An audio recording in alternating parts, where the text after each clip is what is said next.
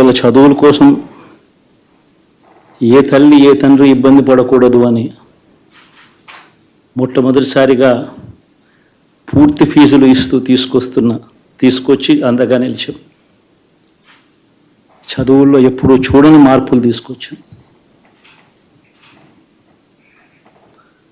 దాదాపుగా 12 లక్షలు మందికి సంవత్సరానికి మంచి జరిగిస్తూ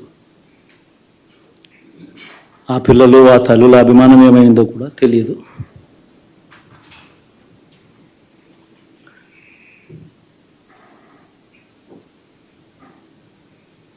దాదాపుగా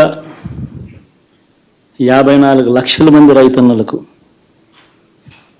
గతంలో ఎప్పుడూ చూడని విధంగా జరగని విధంగా